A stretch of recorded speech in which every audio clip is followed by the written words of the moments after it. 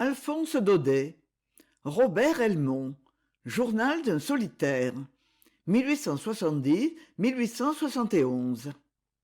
À l'Ermitage, ce 3 septembre. Il y a eu hier 6 semaines que je me suis cassé la jambe. C'était juste le jour de la déclaration de la guerre. Pendant que M. de Gramont soulevait au Sénat tant de bruit et d'enthousiasme, moi, en revenant de pêcher à l'épervier, je trébuchais au bord de la Seine contre un poteau caché par l'herbe et j'étais rapporté à mon ermitage de la forêt de Sénart dans un chariot de bûcheron.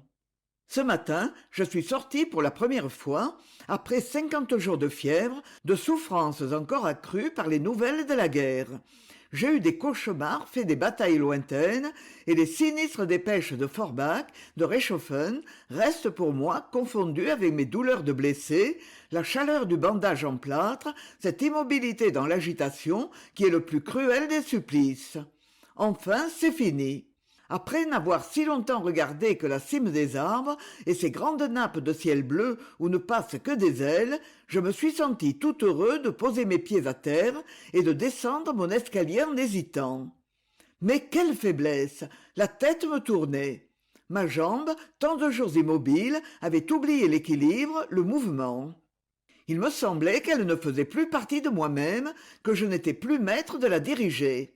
Pourtant, à petits pas, avec cette méfiance extrême qui double l'infirmité, j'ai pu aller jusqu'à la basse-cour et pousser sa petite porte à claire-voie, enfouie sous les hautes herbes. Cela m'a fait plaisir d'entrer là. En mon absence, la femme du garde, mon voisin, a bien soigné tout ce petit monde qui me regarde avec des yeux étonnés, brillants et familiers. Les lapins, les uns sur les autres, sont venus au bord de leur cage, les oreilles dressées et remuantes. Les poules ont continué dans l'herbe leurs éternels coups de bec, secs comme de petites pioches. Plus démonstratif, le coq a ouvert ses ailes toutes grandes, avec un cocorico retentissant. Ensuite, je suis venu m'asseoir sur le vieux banc de pierre, verdi, usé, qui, avec la muraille pleine de brèches et 2 ou 3 pommiers rongés de mousse, date du temps où ma maison, les clos qui l'entourent, faisaient partie d'un ancien couvent bâti au milieu de la forêt. Jamais mon jardin ne m'avait paru si beau. Les espaliers, un peu défeuillés, étaient lourds de pêche mûre et de grappes dorées. Les groseilliers s'étalaient en touffes claires, semés de quelques points rouges, et, dans ce soleil d'automne, qui fait mûrir toutes les baies, éclater les gousses, tomber les graines, les moineaux se poursuivaient avec des vols inégaux, des cris jeunes, où l'on reconnaissait bien, à travers la bande, la recrue des nouvelles couvées. De temps en temps, le vol lourd d'un faisan passait par-dessus le mur en ruine et s'abattait sur un champ de sarrasin.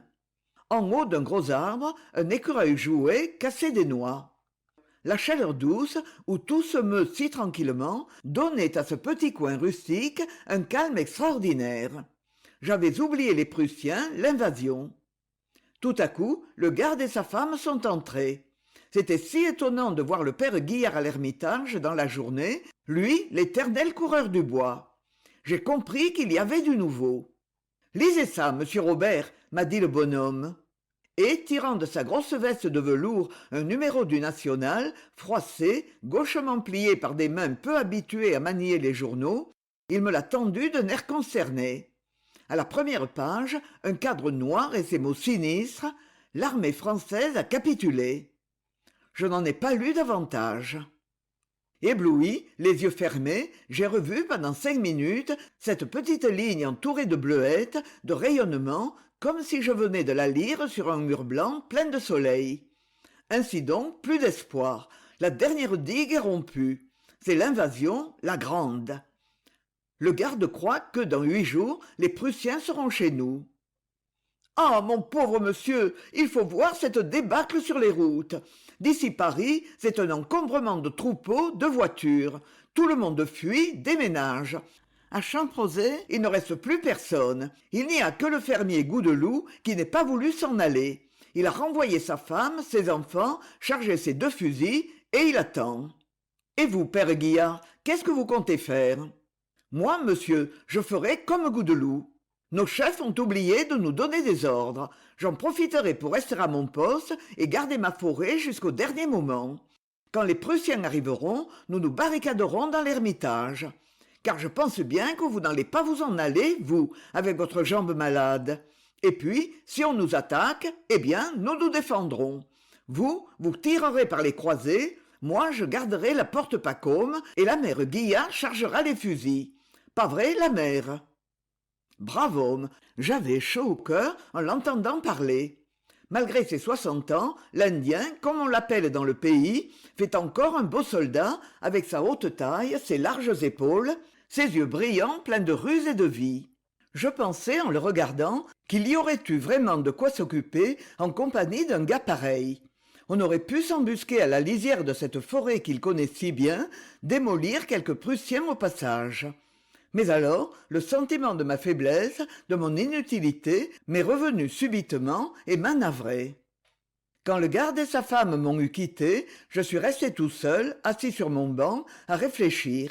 Étrange détresse que la mienne, sentir en soi ce besoin d'agitation, de dépense vitale que donne l'approche du danger, et ne pas pouvoir faire seulement 10 pas dans ce petit jardin, combien de temps resterai-je ainsi?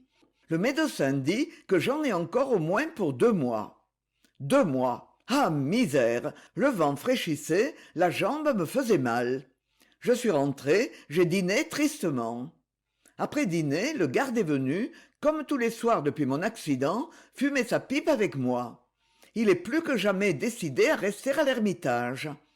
Pendant qu'il me faisait tout haut ses plans, ses projets de défense, j'entendais de loin, par la fenêtre ouverte, les bruits ordinaires du crépuscule, des roues criant aux ornières, des trains en marche, des bruissements de feuilles au fourré du bois, et par moments une autre rumeur, faite de toutes celles-là, confondues et augmentées, me semblait monter du sol, suivre le cours de la rivière, les petites collines de l'horizon, grandissant toujours.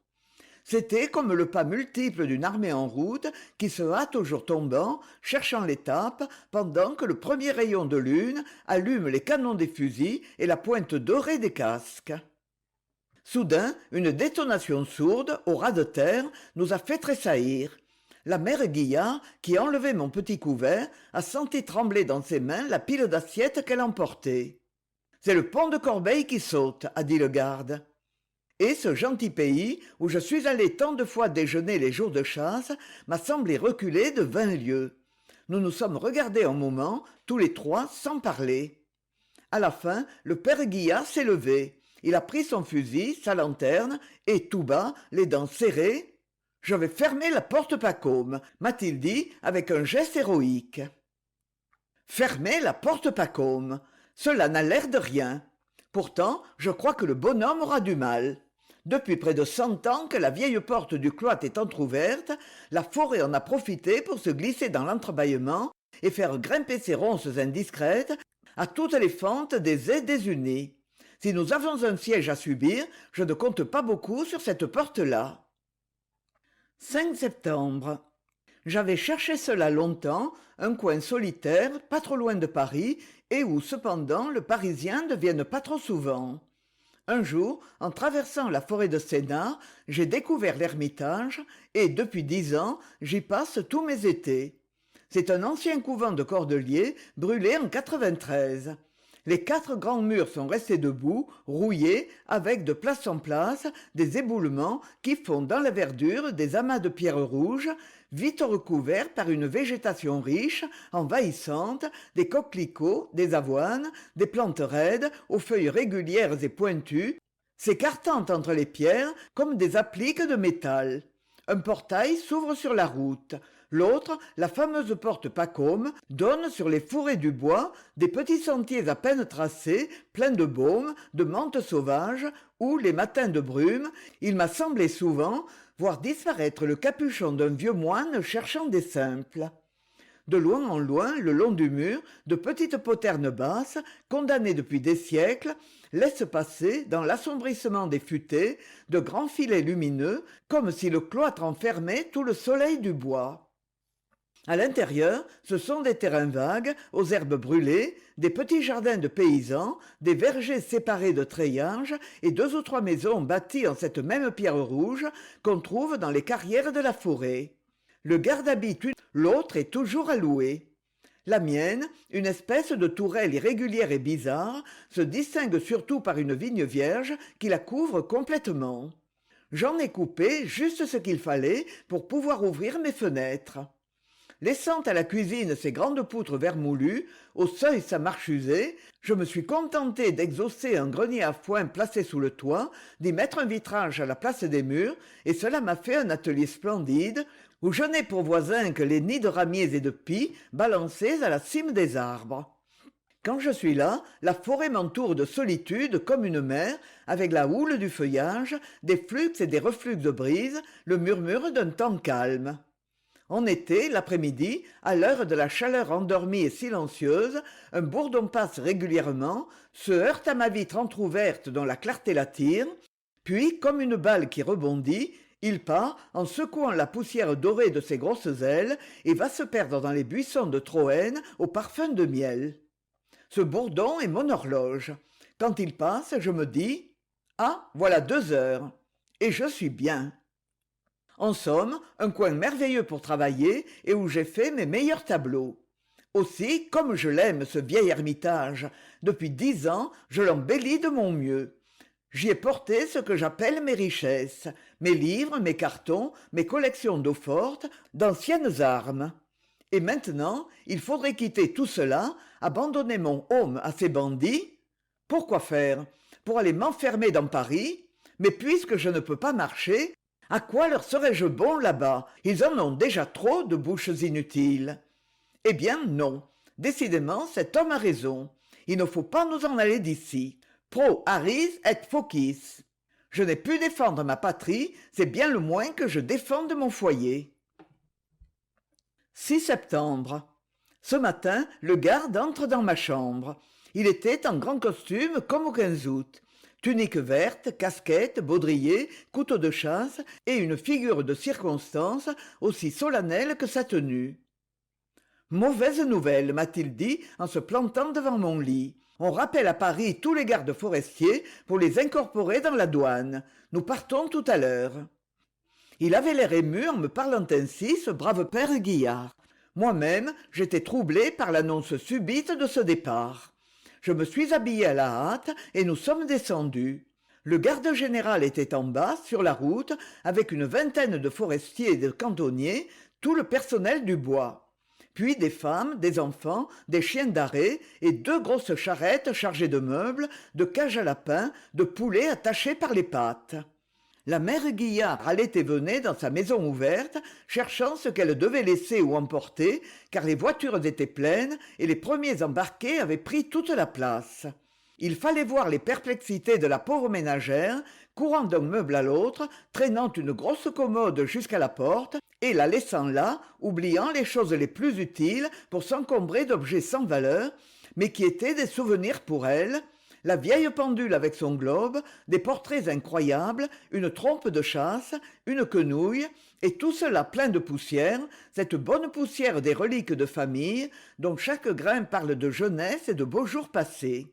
« J'espère bien que vous n'allez pas rester ici, monsieur Robert, » m'a crié la bonne femme en traversant l'enclos. « On vous mettra sur une charrette. » Et pour achever de me convaincre, « D'abord, si vous restez, qui vous fera votre cuisine ?» Au fond, ces braves gens étaient un peu honteux de m'abandonner. Ce départ, quoiqu'involontaire, leur semblait une trahison. J'ai essayé de les rassurer sur mon compte, en me rassurant moi aussi par la même occasion. Après tout, qui sait? Les Prussiens ne viendront peut-être pas jusque-là. D'ailleurs, l'Ermitage, perdu dans la forêt, n'était pas sur le passage des troupes. Il n'y avait donc pas le moindre danger.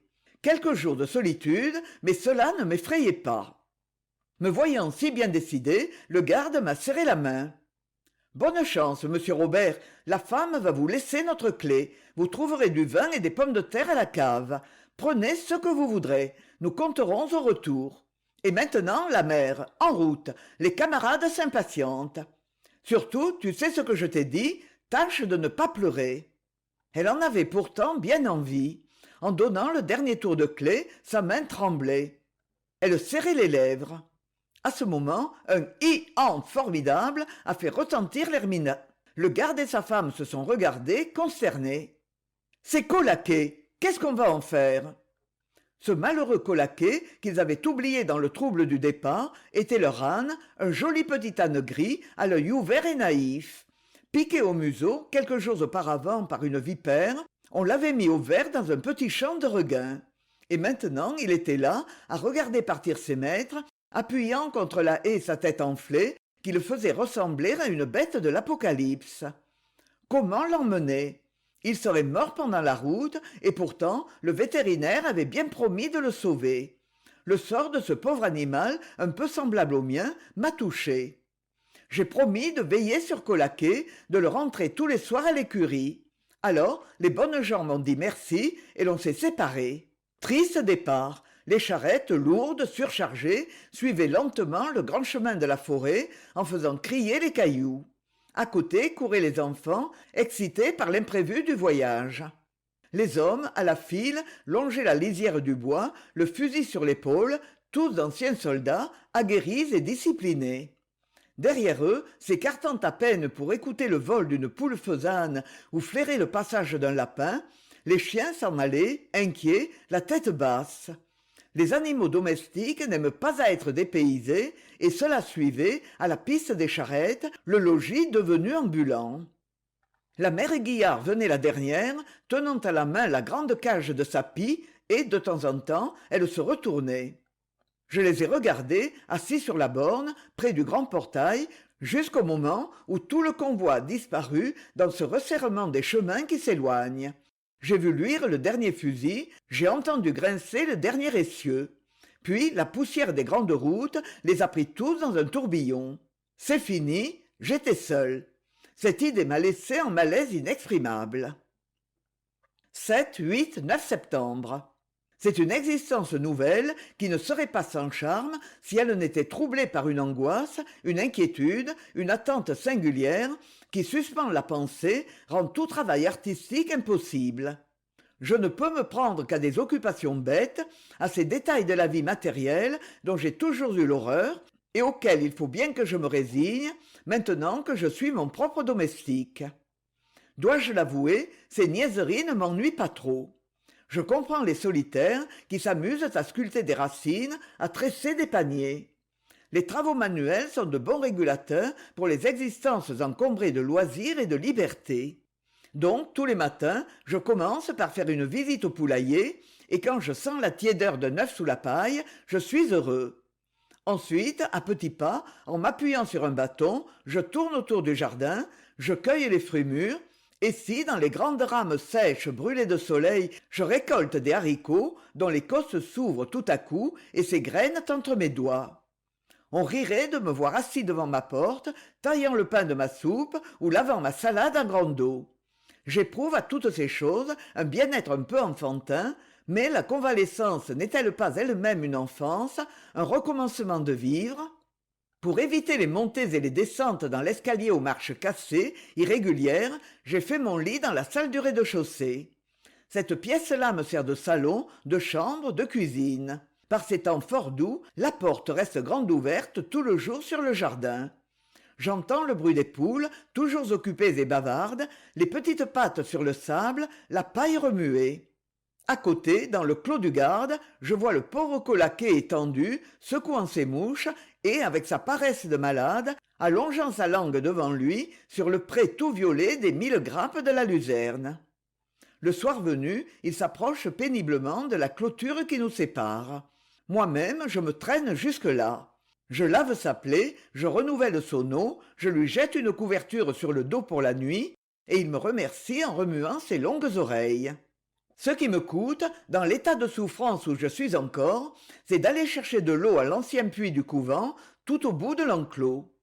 Quand j'arrive, je suis obligé de m'asseoir un moment au bord de la margelle fendue, manger d'herbes folles. Les ornements en fer forgé, d'une courbe ancienne et élégante, ont l'air, sous la rouille qui les ternit, de tiges grimpantes dépouillées par l'automne. Cette mélancolie est bien en rapport avec le grand silence de l'ermitage et cette atmosphère d'abandon qui m'entoure. Le seau est lourd. En revenant, je m'arrête 2 ou 3 fois. Il y a là-bas, au fond, une vieille porte que le vent fait battre. Le bruit de mes pas résonne et me gêne. Ô solitude! 10 septembre. Je venais de déjeuner sur la pelouse. Un excellent déjeuner, ma foi. Des œufs frais, des raisins cueillis à ma belle vigne rouge. J'étais là, sans penser, entouré de lumière, de chaleur, de silence, très occupé à regarder la fumée de ma pipe et mes assiettes peintes, où quelques guêpes s'acharnaient aux grappes vides. Autour de moi, je sentais le même recueillement, le même endormement de toutes choses, dans cette claire journée d'automne, sous un ciel d'un bleu profond et pur, encore plus beau que les ciels d'été, souvent voilés et pâlis par des brumes chaudes.